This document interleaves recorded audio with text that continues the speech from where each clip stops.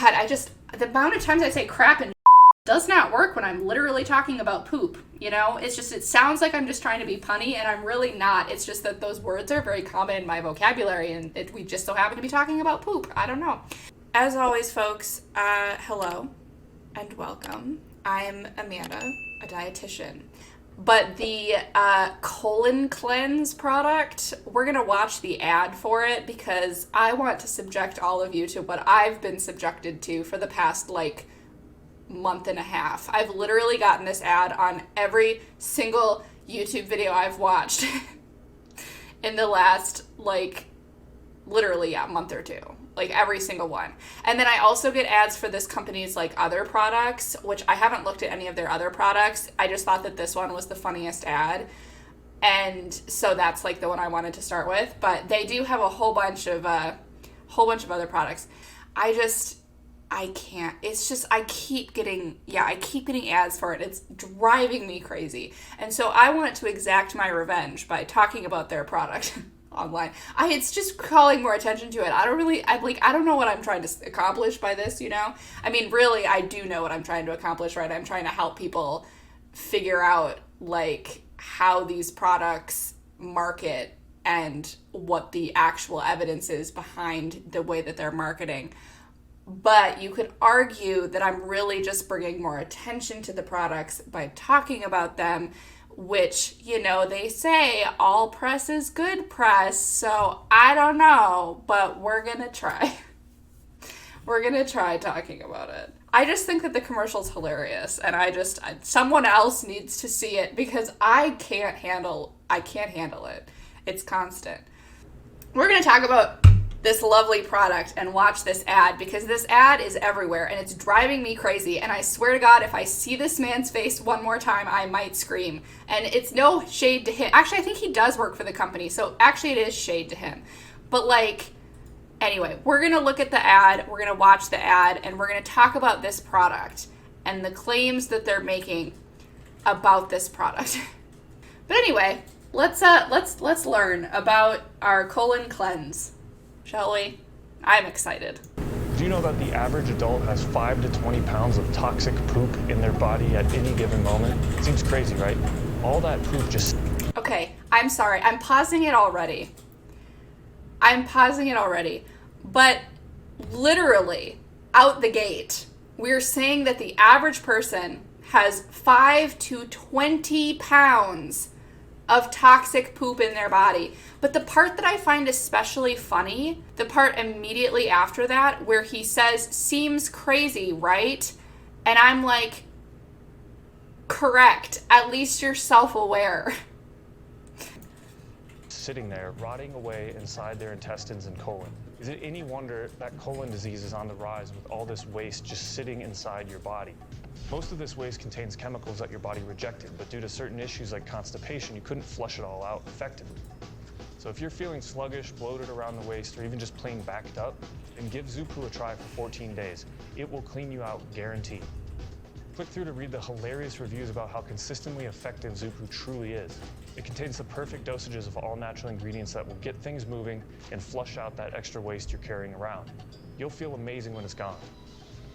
As this toxic waste builds up, your body becomes a walking vessel of fecal toxicity. Once this happens, you begin to experience excess fatigue, weight gain, digestive issues like IBS, leaky gut syndrome, constipation and diarrhea, skin conditions like eczema, psoriasis, rosacea, and acne, brain fog, focus and attention issues, mood swings, anxiety and depression, and that's just the beginning. Okay, I'm sorry, but so we've already claimed, first of all, that the average person has 5 to 20 pounds of toxic poop in their body. Okay, that's the first claim that we made. Just out of nowhere. Okay, and then we said that because of that, is it any wonder that colon disease is on the rise? Which I just need to point out, colon disease is not a thing. There are diseases of the colon, yes. But you don't go to the doctor and the doctor's like, oh, you have colon disease. That is not a thing. It's like you can have IBS, you can have Crohn's disease, you can have ulcerative colitis. There are different diagnoses. But colon disease, I don't understand I don't understand. And then the other thing I don't get is that if we all have this toxic poop in our body and have presumably had this toxic poop in our body for a while, why would just now that become an issue? You know what I mean? Like, why would that mean that colon disease is on the rise? Because if we've always had toxic poop just sitting in our body, wouldn't colon disease have been high from the very beginning? Why is it just now a problem? I don't know, because you manufactured this product to solve a problem that doesn't exist.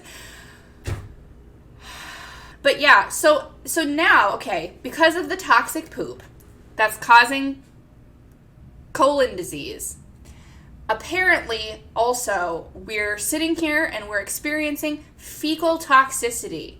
Okay, that's what he said, fecal toxicity. And then because of that, we're going to experience fatigue, weight gain, digestive issues, skin conditions, IBS, acne, brain fog, all of this stuff, anxiety and depression. All because we're full of toxic poop. Just think about that for a moment.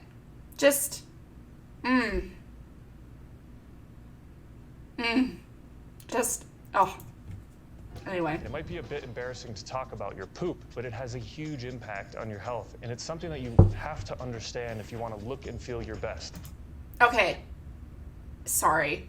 But again, like, look and feel your best, okay? So this, again, is insane to me. And this just proves to me that these companies do not give a single shit about a person's health, right?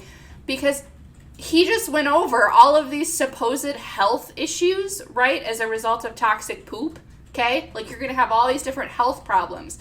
But then now he's saying that you'll look and feel your best. And the reason why, in my opinion, the reason why we're making that pivot is because he knows that people don't give two shits about, like, the supposed brain fog as a result of their toxic poop. What people care about is the thought that you can lose 5 to 20 pounds by taking this product. Because if you have 5 to 20 pounds of toxic poop in you, it stands to reason that if you're taking this product and flushing it out, that you'll lose 5 to 20 pounds, so that you'll apparently be skinnier. You're going to look your best. Why is that all we care about? I don't understand. I hate this. I'm getting so mad. Okay, we just need to keep going, because otherwise I'm just going to have a complete meltdown. It might come as a shock, but your digestive system impacts the health of your entire body. And understanding the health of your digestive system begins with understanding your poop. If you're not producing well-formed stools after each meal, then you're... Okay, I'm so sorry. But real fast. Yes, there is some definite, like, value in having a general idea of your bowel movements, okay? Like, having a general awareness of what's going on is important, because yes, your bowel movements can say things about your health. We'll get more into this after the ad, but he just said if you're not pooping after every meal that there might be an issue, and I can't. Why? We're going to talk about normal bowel movements, though, because I am not afraid of talking about poop. I will talk about poop all the live long day. So we'll talk about normal bowel movements. But in case you missed it, apparently we're supposed to poop after every single meal. You're most likely suffering from a toxic buildup inside your digestive system that's secretly causing all of your health concerns. New research suggests that most people have up to 8 undigested meals in their gut at any given moment, or possibly even more. This undigested food is secretly putting a huge strain on your digestive system, immune system, and overall health and well-being.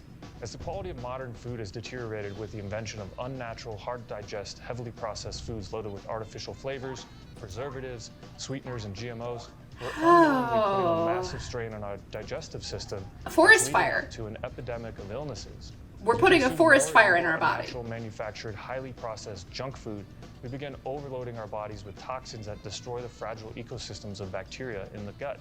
The bottom line is this: when you have a toxic buildup of waste and bad bacteria in your gut, your digestive system becomes compromised, leading to dozens of serious health concerns.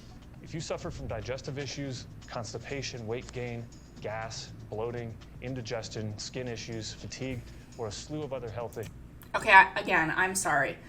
But I just need to point out that several of the things on this list are not technically severe health conditions. And what I mean by that is that if they are a persistent problem, or if they're causing like severe, like if they're causing like physical distress or whatever, then yes. But like gas is a completely normal thing. That's a healthy and normal thing. Like, again, you could have, like, if you have changes in gas production, like if you notice that you're really, really gassy and that's a new thing for you, yes, that's something that you should probably talk to your doctor about, as it could be a sign that something is not quite right in your body, okay? But in general, most of these things are not inherently cause for concern, right? Everyone has the occasional digestive upset, or everyone has the occasional, diarrhea or constipation. Like, it's not abnormal unless it's a persistent problem or it's like a new change for you. Like the weight gain, I don't know what that, why, anyway, but like, yeah, like gas and bloating, those that like, it's normal. And the GMO shaming, it's insane. Anyway, we're going to keep going. We have a minute left. Can I make it? I doubt it, but we're going to try. Issues, your bad gut may be slowly and secretly killing you. At this very moment, you may have up to 20 pounds of poop trapped inside your digestive system, aiming to destroy your precious health. And that's why doctors now believe supporting intestinal health and restoring the integrity of the digestive system is one of the most important goals of medicine in the next 10 years, and for good reason. In fact, doctors from the Mayo Clinic, Harvard Medical School, Yale, and MIT all say death begins in the colon. Okay, sorry. Real fast again, because this is the part in the ad where I was actually like, interesting. People from Harvard and Yale and MIT and all this stuff, they all said death begins in the colon. I can find no evidence of this. I literally looked it up, like the concept of death begins in the colon. And I'm not sure if I included that on my like list of stuff, but basically I can't find any evidence that actually is a thing. Because this was the moment where I was like, am I crazy? I feel like I'm being gaslit. I feel like they're gaslighting me. So I was like, am I just crazy? Like, is this really like such a big issue? I can't find any proof that these people said this thing. And of course he didn't include any of their names to make it like, I don't know, easier to validate the claim, but whatever. We'll continue. If you're feeling sluggish, bloated around the waist, or even just plain backed up, and you're ready to flush out that extra 5 to 20 pounds of toxic poop, then give ZuPoo a try for 14 days. It will clean you out, guaranteed. Click through to read the hilarious reviews about how consistently... Didn't we already hear this? It contains the perfect... Like, I think he already... This is just a repeat of a thing that he said like 2 minutes ago. About ZuPoo now. Okay, great. So that's the end of the ad. All right. So there was a lot that was happening there. A lot happened. A lot was said. Okay? A lot was said. So we're going to talk about poop. All right? So if you don't want to talk about poop, this might not be for you. But we're going to talk about poop. All right? And we're going to talk about this product by UMZU or whatever. So this is the product page. I think the ad does a very good job of explaining what this product is supposed to be doing, but I also found the product page so that I could find the ingredients and like the serving size and that type of stuff, right? So this is one of many products that this company has, and it's not even the craziest one, believe it or not. But anyway, so I wanted to talk about some of these claims that this person is making. So I looked up, like, the Bible of poop, okay? Like, that might sound weird, but I looked up this article. So there's a big review article, this one, okay? It's 54 pages, all right? I didn't read the whole thing. I did not read the entire thing because that's a lot of poop reading for me, okay? But I looked up the information that I actually was interested in for the purposes of debunking this ad.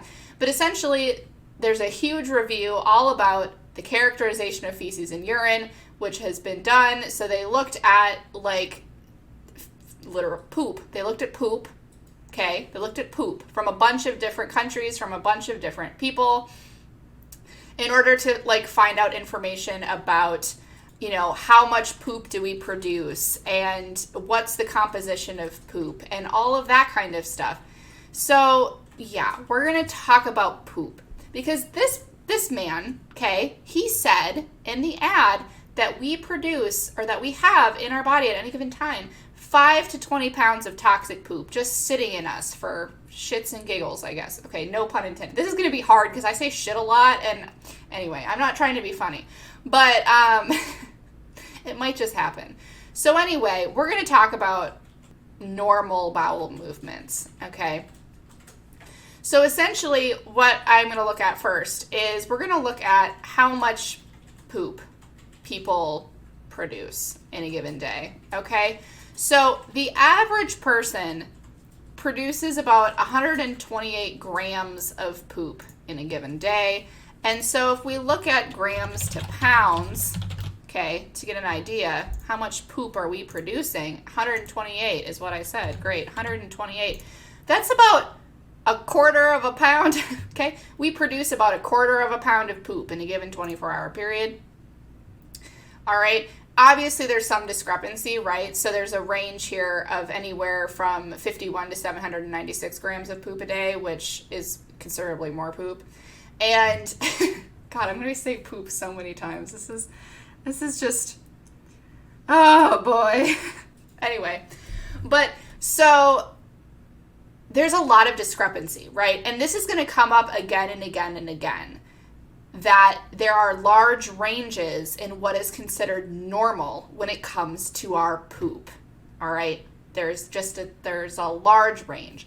But in general, okay, on average, people are producing right around a quarter of a pound of poop in a given day, okay? So how we wind up with 5 to 20 pounds of poop in our body, I have absolutely no idea. But apparently we do. The amount of feces we would have to generate for that to even be possible is outrageous. Like, I don't understand how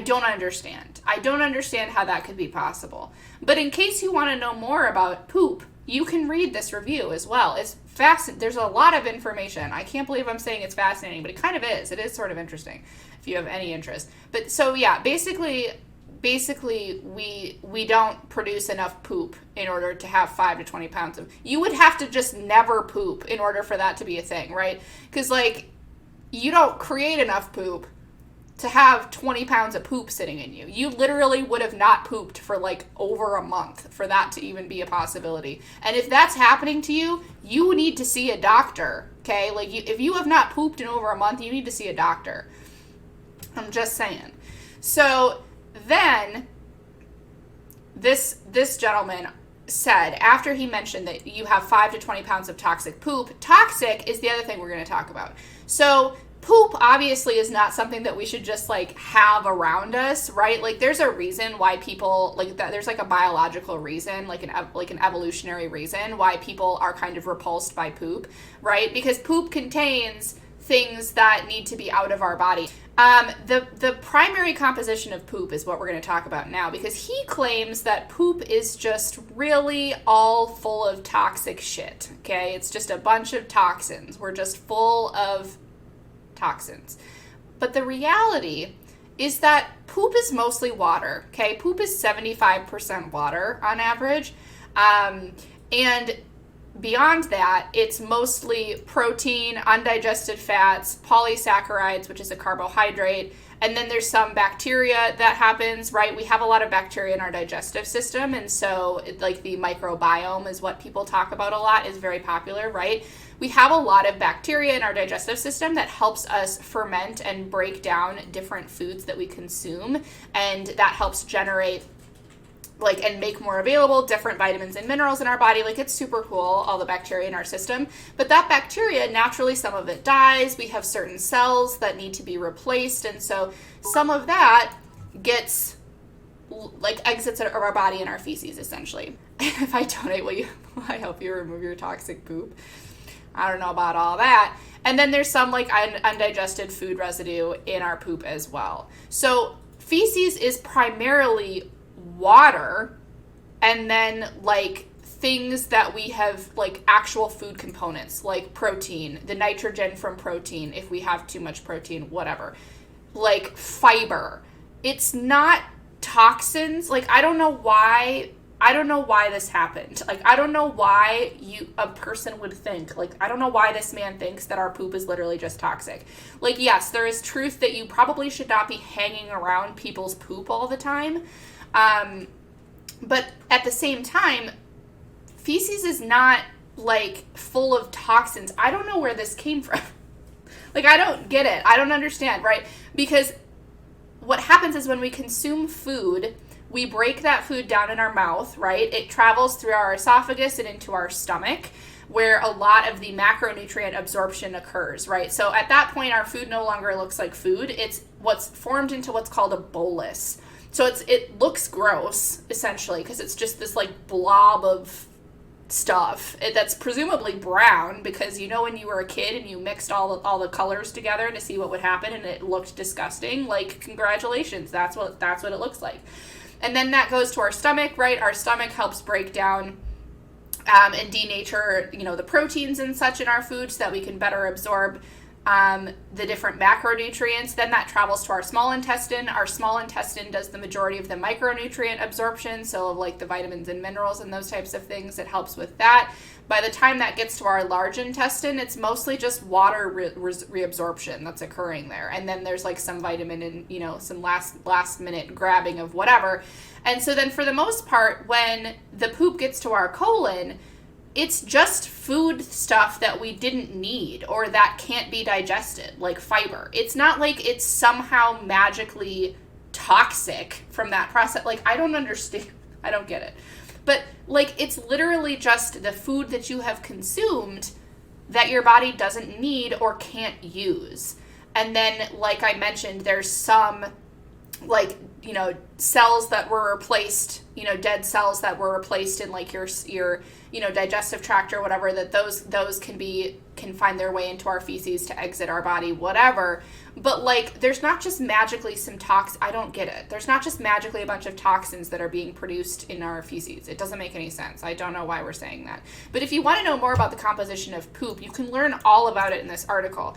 Spoiler alert, most of it is literally just organic material, water, and, like, unneeded food bits. It's not a toxic sludge, whatever the heck, like he was showing in the ad. Okay.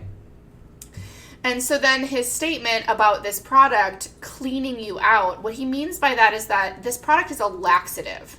Okay. So I need to point that out, because I think a lot of times, right, when you look at a product like this with, like, all of these ingredients, people don't always realize it's literally a laxative, okay? It makes you poop because it's a laxative, okay? So I'm not disputing the fact that this product is a laxative and has, like, a laxative effect on the body.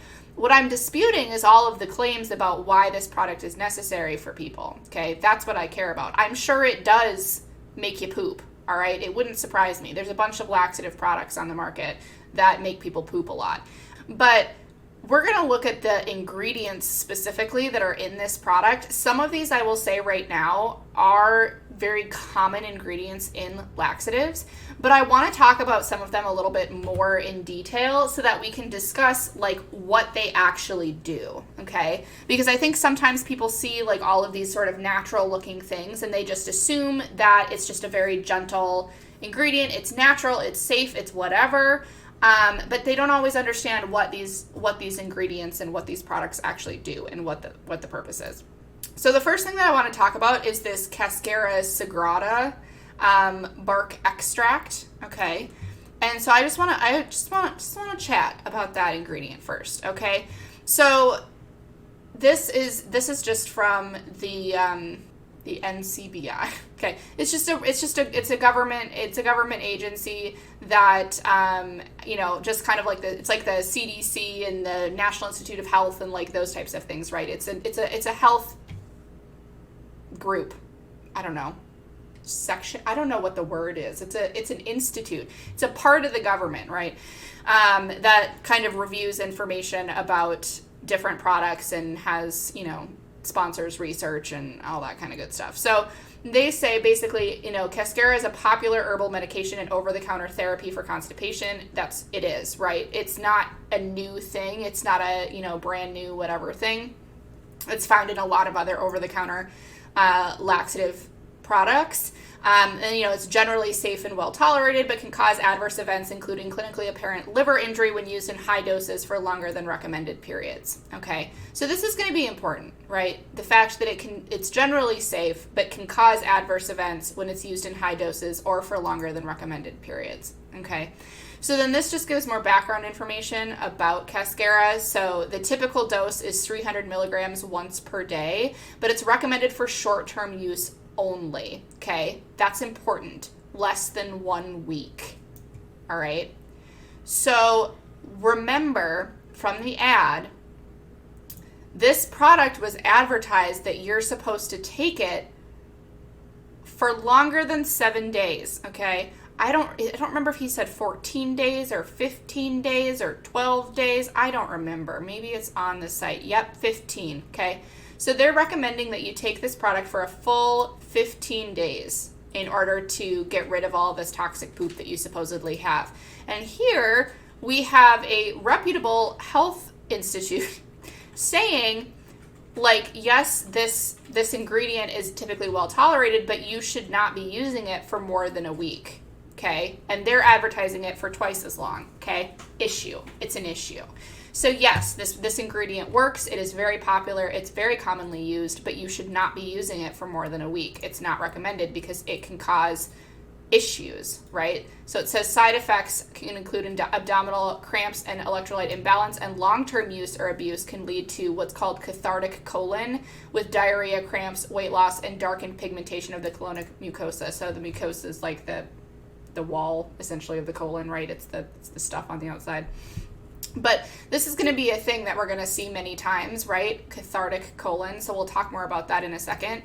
But taking these types of products is not benign, even if the ingredient is used and is used for that purpose and is generally considered to be safe. That doesn't mean that the product as a whole is safe or that they're advertising it to be taken in a safe dose or for a safe amount of time.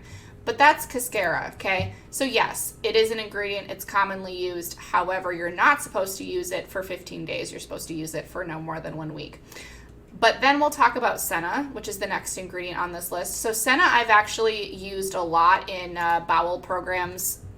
I'm a dietitian, so I'm involved in, or I was when I worked in clinical settings, I was involved in bowel protocols for people who are not pooping, right? And so Senna is very commonly used in those settings. So I've worked with a ton of people who have been on Senna. But anyway, again, it's a popular laxative. It's available without a prescription. It's generally safe and well tolerated, but once again can cause adverse events if it's used in high doses for longer than recommended periods of time. Okay, so once again, okay, we're seeing the typical dose here, which is 15 to 30 milligrams of Senna twice a day, recommended for short-term use only, which is less than 1 week. Okay, and once again, long-term use can lead to all of these other issues. Yeah, apparently you're supposed to take a laxative for 15 days. I don't understand why. You're going to be miserable for 15 days. But it's just an important note, because again, the ingredient, and this is the other thing actually that bugs me.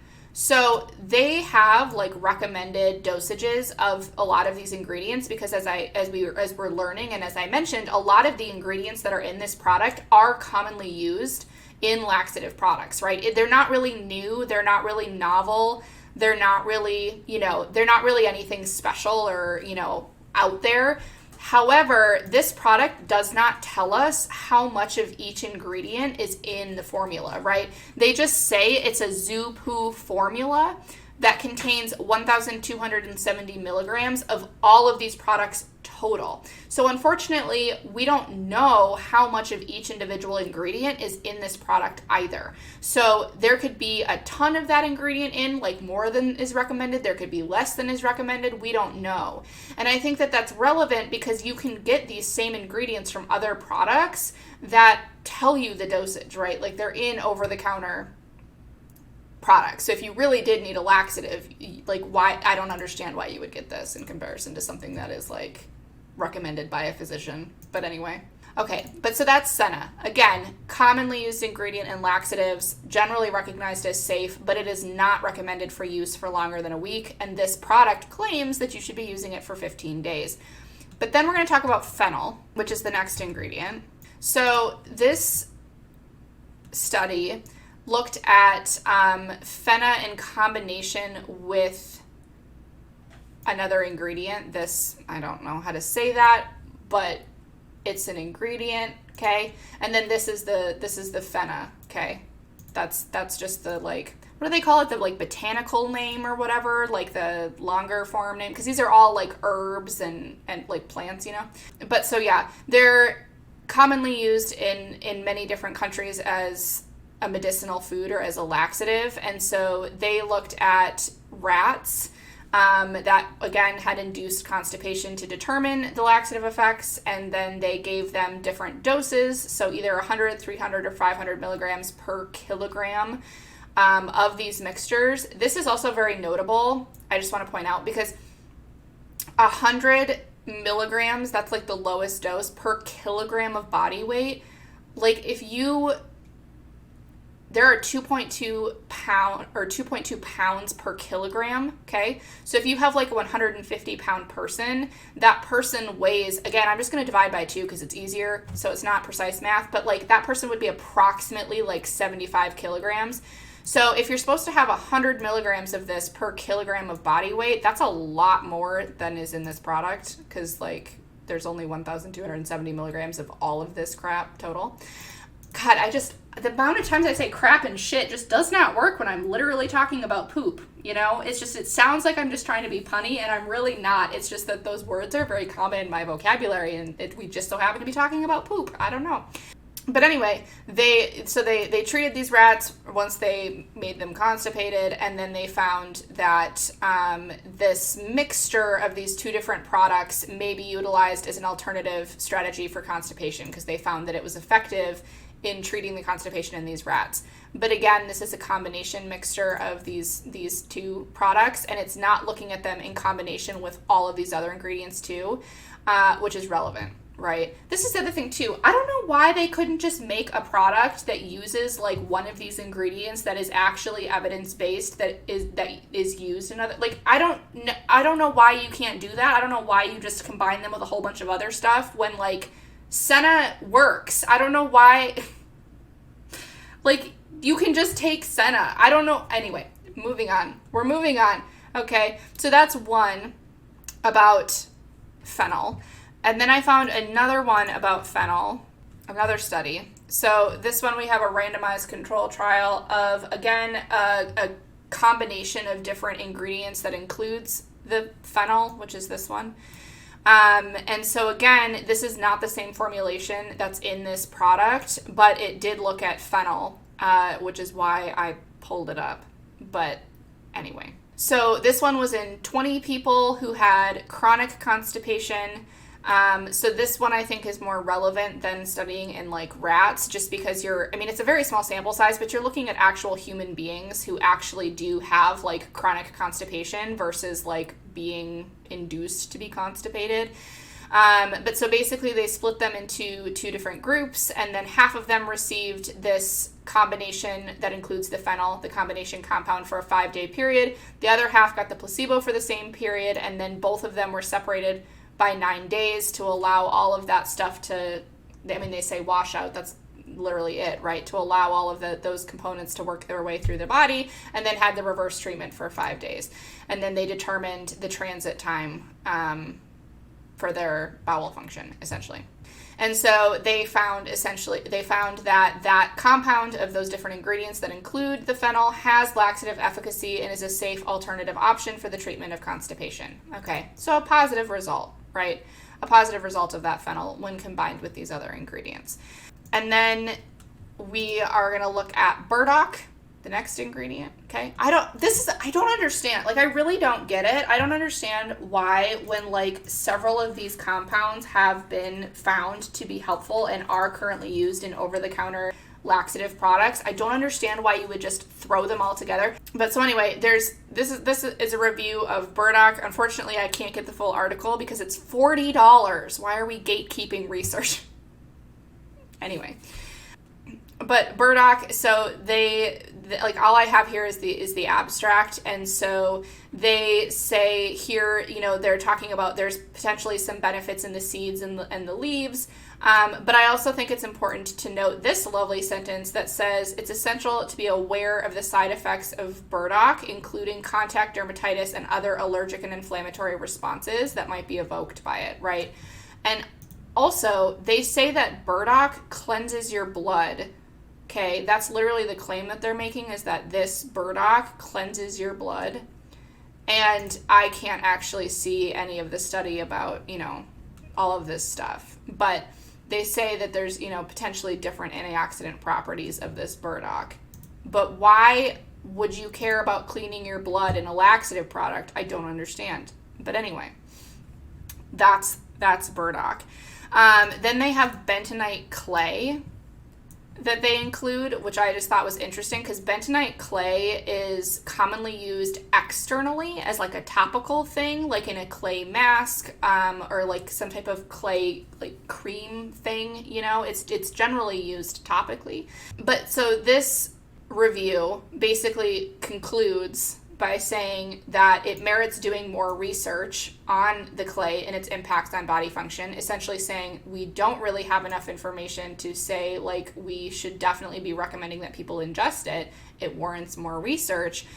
And then I also found by the FDA this, which I thought was relevant. So this is about a specific brand of bentonite clay, but this I think highlights the importance of not assuming that just because a product is natural that it's safe.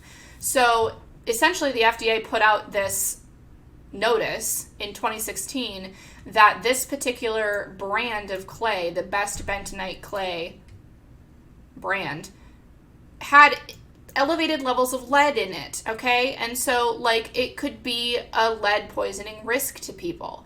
And so I think that this is relevant because, as I mentioned, right, there are no regulations on supplements prior to them being sold to consumers, right? So they can just do whatever the hell they want for the most part, and then the consumers are the ones that pay the price. And then after the fact, if the Food and Drug Administration finds an issue like this lead in this brand of bentonite clay, then after the fact, they will recall things, they'll make notices about it and tell people not to ingest it or apply it to their skin. But all of this happens after the fact. And I don't know about you, but I don't really want to have lead poisoning from a product that's not regulated. Like, no thank you, okay? I'm just saying. There's so many actually tested laxative products. I don't know why we would be doing this. But that's bentonite clay. And then they talked about buckthorn as the next ingredient here. So we'll just pull up this on buckthorn. So there's not a whole lot of research on buckthorn in people. It's really funny because there's a lot of research about buckthorn in deer, because deer eat buckthorn apparently. But so this study looked at buckthorn and found that it's a good source of prebiotic substrate. So essentially that it contains like fiber, okay? Prebiotics are like fiber. They're things that our body doesn't digest, but that are beneficial for gut health. So that's what they found, okay, is that it has fiber. So congratulations for the fiber that you're putting in your product. And then there's aloe, which has also been touted as like this miracle thing. And so this study looked at aloe in, again, rats. So the applicability to humans is, we don't know. And once again, they were treated with either 50, 100, or 200 milligrams per kilogram of body weight of this aloe. So a lot more aloe than would be in this product, because this is more aloe than any of these ingredients combined in this product, okay? And then they found that the 200 milligram per kilogram body weight of the aloe extract was the most effective. So the largest dose, so way more than is in this product. And, that it seems like this might be helpful as a potential laxative in a larger dose. okay, in the rats. So there's that, right? Then we have this evaluation of the metabolic effects of aloe vera, and essentially it shows here that like aloe vera is used in a lot of different things, right? We use aloe vera as a topical, and essentially like it's been shown to be potentially helpful for topical things, for burn injuries, etc. However, the U.S. Food and Drug Administration does not recognize aloe as an over-the-counter drug for a laxative due to a lack of sufficient data to establish its safety. Okay, so that's not positive. This is why I don't know why we couldn't have just stopped at the things that were actually potentially proven to help. We just had to add a bunch of other shit for some reason. But then we are on to slippery elm. So we'll pull that up real fast. So now we have a study of slippery elm on IBS symptoms. So again, this is not necessarily going to be relevant to the average person who apparently has all this toxic poop. But essentially they found that in these folks with IBS, they had two different formulas. So the DA IBS did not have the slippery elm and the C IBS did. And they found that the C IBS formula apparently did improve bowel habits and IBS symptoms in patients that had constipation predominant IBS. And then further research is warranted. Okay, so further research is warranted, but it's a good thing that we just included it for shits and giggles. God, the poop the poop. I have such a potty mouth, I tell you. Okay, and then another one. So this is an in vitro study, which means it's in a petri dish and not in a human body. But this also looked at different herbal remedies for IBS. So again, not necessarily relevant for people that don't have it, but they found that it might... that it merits formal evaluation, right? So basically there might be something there, we need to look at it more. But it's a good thing that we just threw it into a supplement product without knowing that it's actually effective. And then we have milk thistle. We're almost there. The last two, friends, okay? I'm trying to get through them fast. But then we have milk thistle, which we'll look at here. So essentially milk thistle, we don't know very much about whether it's effective, as only a few well-designed clinical studies have been conducted. Okay, and then some of the studies have been poor quality, and it's just not. We don't have good info about milk thistle being helpful for your digestive health, right? And then, but it may be well tolerated. So at least that's positive. But we also, there's also, other contraindications. People could be allergic. It apparently can potentially lower blood sugar levels. So if you have diabetes, you should be cautious. And we don't know if it's safe when you're breastfeeding or pregnant, right? So again, just because something is natural does not mean that it's safe. And we have yet another product that we just threw in here that, what? We don't know if it's helpful. But finally, we'll look at cayenne pepper. That's the last thing that's in this product here, okay? So they claim that the cayenne pepper is in here because it manages your hunger, is essentially what they say. This is a review that looks at multiple studies about chili peppers and capsaicin and how they might reduce body weight. And so if we look at the studies that talk about managing hunger, there's really only one that shows that, potentially, that there's decreased appetite, and it's 10 grams of capsaicin, which is way more than is in this product, and it was done in 1999. So I wouldn't say that we have really strong evidence that this cayenne pepper, particularly since it's the last ingredient, that means it's in this product in the smallest amount, that's going to manage your hunger, okay? Absurd. It's absurd. It's absurd. I don't understand, okay? But then so that's the ingredients in this product, right? So the big issue that I have is a lot of these claims that are being made. So first of all, we're formulating a product that contains some ingredients that have been shown to be helpful in treating constipation. And then we're combining them with a bunch of other ingredients that have not been shown to be effective in treating constipation. And we've wrapped it all up into a supplement that's not regulated. So the safety and efficacy of it are not verified by any extent of the imagination, right? And then he claims in this ad that you're going to have like this toxic megacolon, right? Like that's what he's saying. You're going to have like this toxic colon, okay? So toxic megacolon is an actual health condition, in case people were curious. It is an actual thing, right? It's very rare, but it is life-threatening. However, toxic megacolon isn't something that just like typically happens in the average person, right? It's generally, as Johns Hopkins says, a complication of severe colon disease or infection, right? It's not just like a thing that we're all walking around with a toxic megacolon like that. That's not a thing like he's advertising.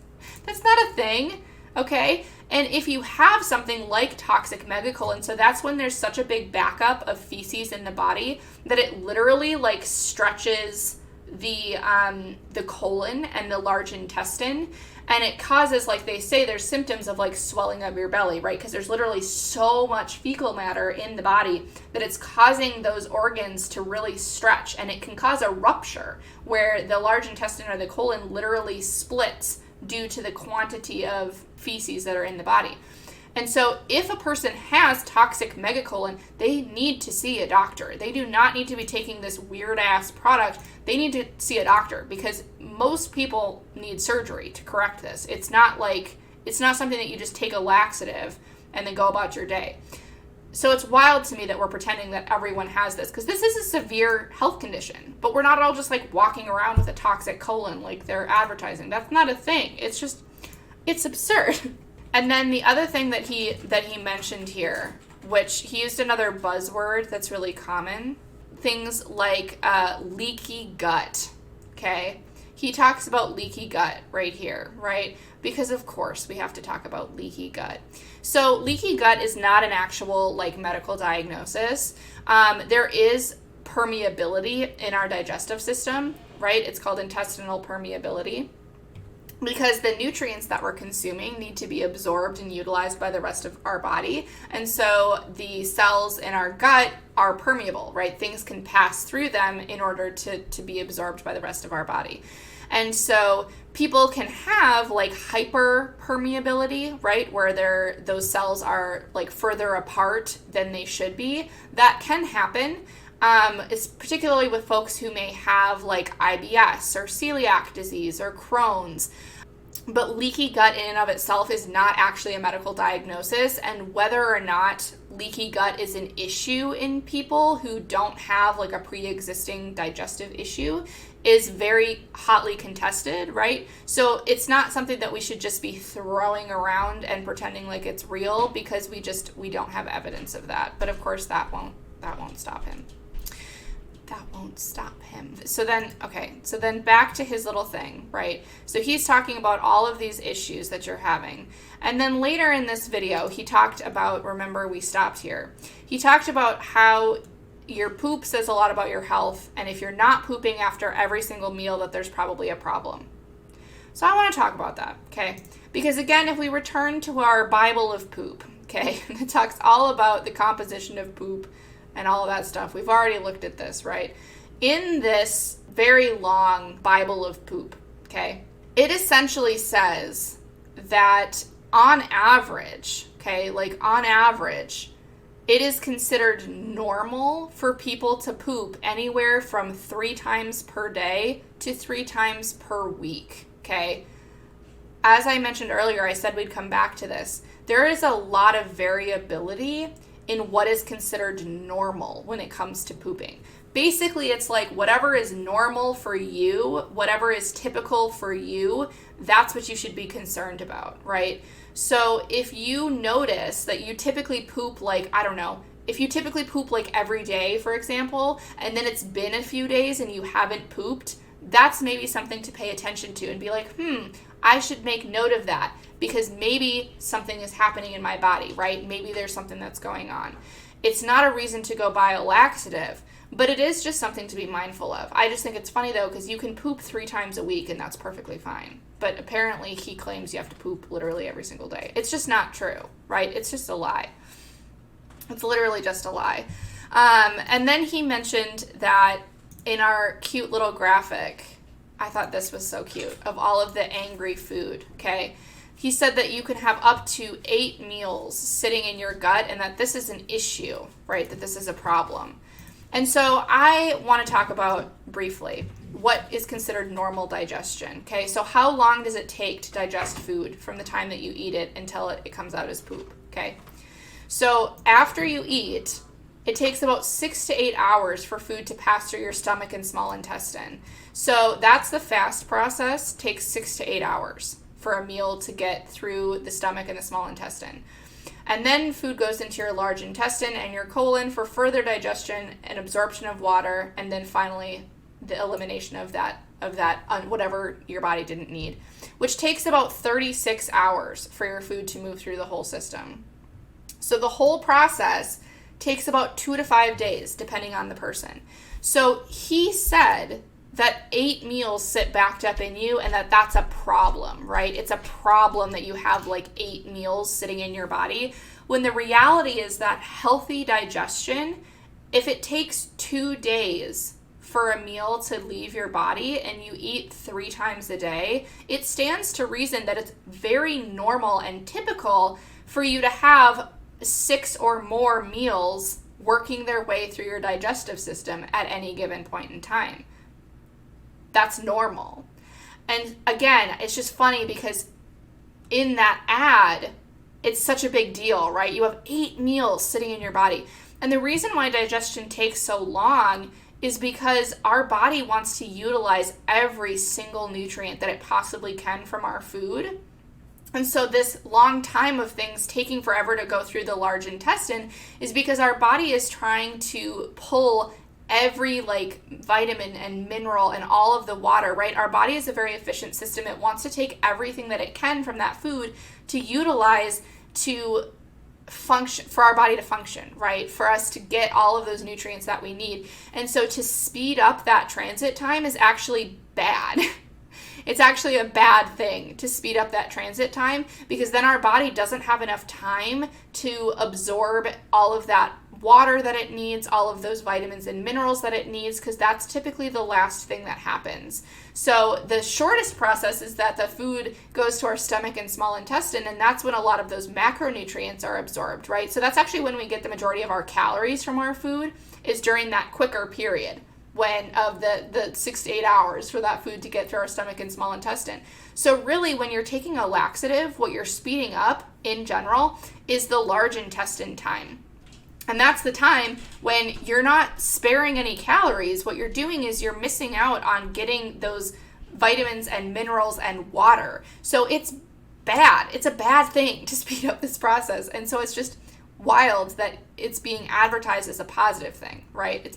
You don't want all this food sitting and hanging out in your intestines. You want it out of you. And I'm like, no, actually you don't, because you want to be able to utilize everything that you possibly can from that food before it leaves your system. You want to get all of that extra water, those vitamins, those minerals, all of that stuff.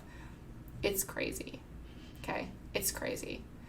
So then the last thing that I want to talk about is about laxatives in general, right? Should the average person just be taking laxatives, okay? Because again, this is a laxative. You can dress it up to make it look like natural and whatever, but it's a laxative, okay? It's a laxative. It's just like any other, it's just a supplement laxative. So it's not regulated. So it's like a worse laxative because it's not regulated. But it is just a laxative at the end of the day, right? It's a laxative. And so I just think it's interesting to talk about, to look at what doctors say about, should you be taking over-the-counter laxatives? Like, is that just something you should be doing all the time? And the message is that you should be using, if you ever need to use a laxative, you should be using them with caution, because they are not all safe for long-term use. And overuse of laxatives, and this is the big thing, overuse of laxatives can lead to dependency on laxatives and decreased bowel function.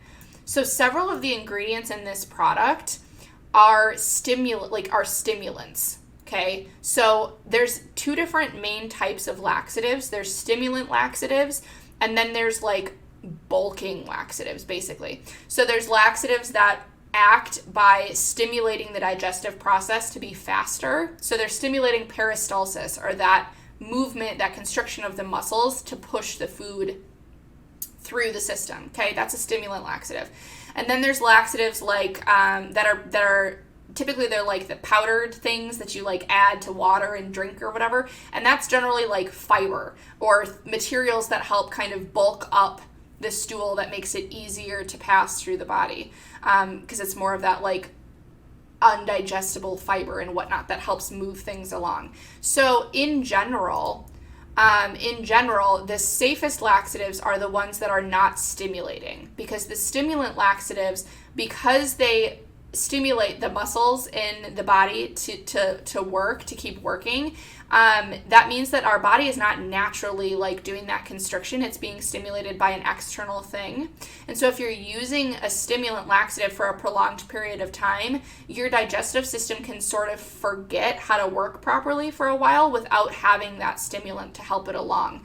And so it literally can cause people to need a laxative in order to use the bathroom instead of correcting a problem. You know what I mean? Like, instead of helping their digestive and their long-term digestive health, it can actually harm people long-term. And so the last little bit that I want to talk about when we talk about laxatives and constipation, right? So if a person is constipated, there are a lot of other things that a person can try before needing to turn to a laxative. And in fact, I know, as a dietitian who has worked with bowel programs in clinical settings, typically what happens is if we have a patient who is not pooping, who seems to be constipated, we initiate like a bowel program. So like the nursing staff will make sure that the person is drinking plenty of water. They might try to get that person out of bed because movement can help digestion along. Drinking more water helps with regular bowel movements and digestion. Maybe they'll offer like prune juice, because prune juice is a natural source of sorbitol. Sorbitol is a sugar alcohol. It's not digested by the body, so it can kind of help things move through the body. Again, fiber, right? They might give people more fiber. All of these other things before initiating a laxative, right? So typically, even in a clinical setting, laxatives are generally like a last resort thing, right? Or they should be, right, in an appropriate medical setting, right? I don't know. I haven't worked at every single hospital, but all the clinical settings that I've worked in, laxatives are like a last resort thing, because it's not just a completely benign thing. There are potential side effects and ramifications of using laxatives, particularly on a long-term basis, which this 15 days of taking, like, that's insane. I don't understand why we would be doing that. Just a note, right? Just a note. Don't just be taking a laxative, okay? It's not completely safe. You don't need to do it. If you are having bowel issues, you should try water first, fiber. You should talk to your doctor, okay? Not this crap. Literally. This stuff is literally shit. It's literally shit. And it makes me angry. And I will continue to see this ad a billion times over, because of course I will, because they just keep giving it to me. But, you know, it's fine. So that is all of the information you possibly could have ever wanted to know about ZuPoo and normal bowel function. If you want to see the Bible of poop, the Bible of poop does exist. This has so much information. It has way more information than you could ever want to know about pooping. But basically, it just disputes like everything that this ad says. You do not need to poop after every meal. You do not have 5 to 20 pounds of toxic poop sitting in your body. You do not have a toxic colon. If you did, you would need surgery and not a supplement. There are so many better ways to treat constipation than doing this colon cleanse, okay? And it contains stimulant ingredients, stimulant laxative ingredients that you can become potentially dependent on, which is not good. So, to answer the question, you are probably not full of toxic poop, okay? It's absurd. I don't know why we're going to pretend that this is a thing that needs to exist, but anyway.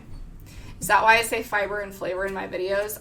No, but the average person does need more fiber in general, though. I will say that. A lot of people don't eat enough fiber, particularly in the U.S. So, eat your fiber. You don't need a colon cleanse. This stuff is bullshit. But anyway, if you have any other products that you want me to look into, send them my way. I would love to take a peek at them for you. But otherwise, that's kind of it for me today. I appreciate all of you so much for coming out and hanging with me, and for the subs and the biddies and all of that good stuff. Don't take these products, please. They're so dumb. And as always, stay safe, stay healthy, take care of yourselves, and I will see you next time.